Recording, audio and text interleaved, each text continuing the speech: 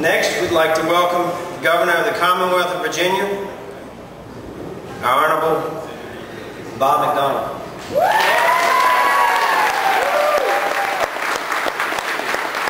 Thank you.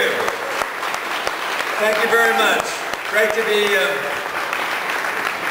to be back in Buena Vista. If it's Labor Day, it must be BV. That's kind of the way I look at it. I've been here many times campaigning, asking for votes, and now it's just nice to come back and say thank you for giving me this immense privilege of being the 71st Governor of Virginia. And I want to say to you young folks that are out here, and I'm glad to see you here today on a holiday with your parents, your grandparents, and remember what a great country you have. If you work hard, you dream big, you follow the golden rule, you respect authority, you can be anything you want to be in America. That's the secret and greatness of our country. And I hope that that's something all Americans, regardless of political party, can agree on.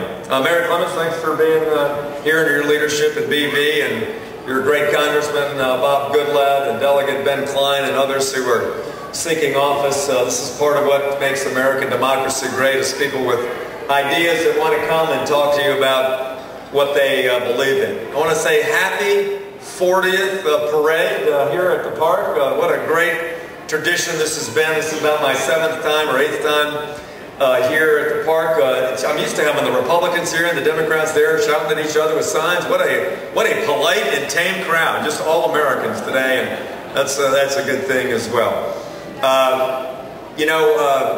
I think it was so important what you just did for the veterans.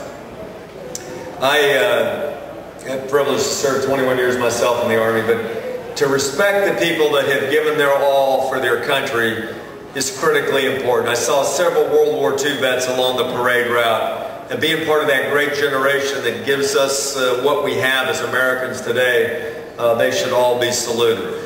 George Washington said some very important things about what we just did, and that is that for us to continue to be able to attract the best and brightest people to service, you've got to respect them. He said the willingness with which our young people are likely to serve in any war, no matter how justified, shall be directly proportional as to how they perceive their nation treated the veterans of earlier wars today.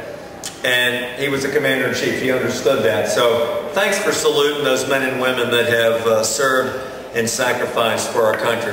I also want to recognize Joan. Hi, Joan, former Miss Wheelchair of Virginia. I'm so glad that she is here, standing up for people in the disability community. Did a great job during your time right here from Rockbridge County. Thank you, Joan, for your good work. Well, in the 7 months since you've hired me, we have tried to put in place fiscally conservative principles. It's what I campaigned on.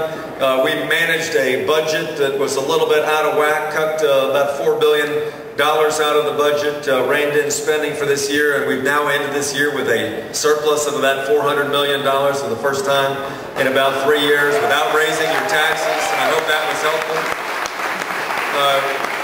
Working with our team in the General Assembly, I know the top issue facing your community, and frankly most Virginians, in the most difficult economy in modern Virginia history. We're now the 2nd largest job creator in all of America, behind Texas with about 72,000 jobs created, but we know we've got to do more in rural Virginia, more in Rockbridge County, and we're continuing to find ways to attract good jobs into Virginia so that you can have more people back to work, living the American dream, feeling that sense of dignity that comes with a job. So you can count on us doing that. We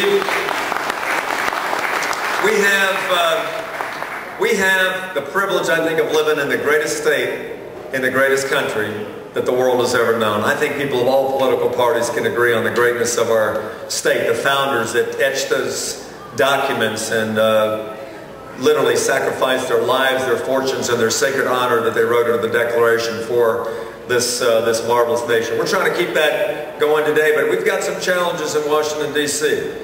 With spending absolutely out of control, a $13 trillion national debt that's mortgaging your kids' and your grandkids' future, with new intrusions in the free enterprise system that's making it harder for entrepreneurs and business people to grow those jobs that are going to provide the economic well-being for our communities, with new unfunded mandates on state government in the literally billions and billions of dollars, which is just unsustainable. And so we've got some work to do, and that's why I'm so glad to be here to support my great friend Congressman Goodlatte, who's served you now for 18 years in the House of Representatives, doing a great job for you, and I hope you will work hard to rehire him. He's a guy that understands that spending can't continue at this rate. He's got a balanced budget amendment in front of the United States Congress.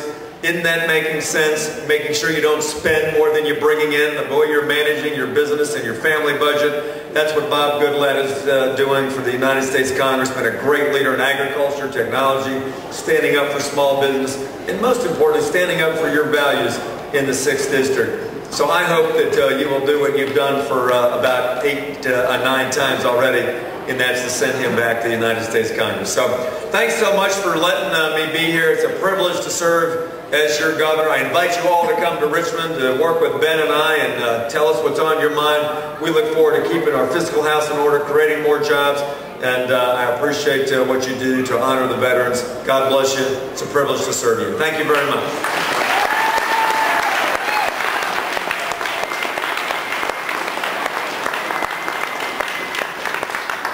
Thank you, Governor.